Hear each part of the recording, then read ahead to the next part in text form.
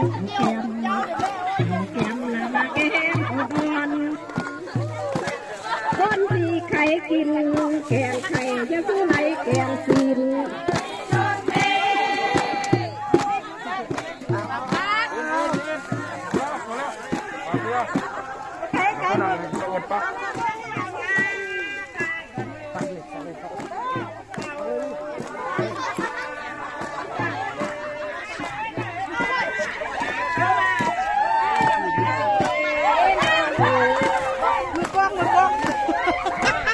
ไม่น่าจกกันมาซักกันมาเลย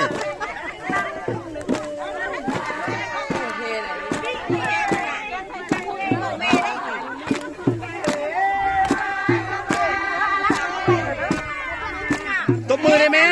บุรุษยุบห่ออยู่นะเป็นกองเสียกองส้มนะ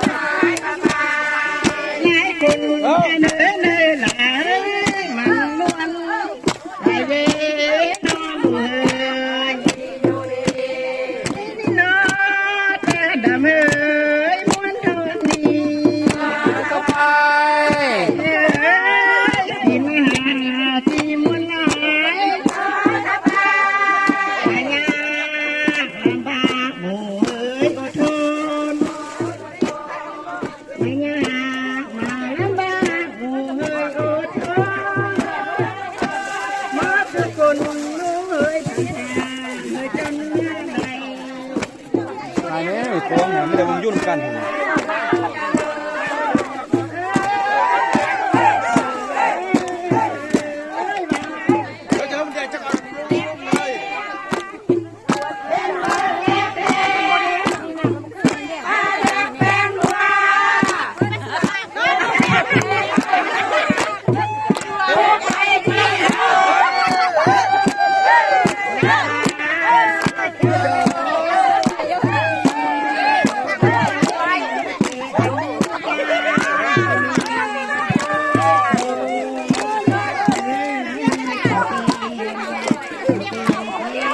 Thank you.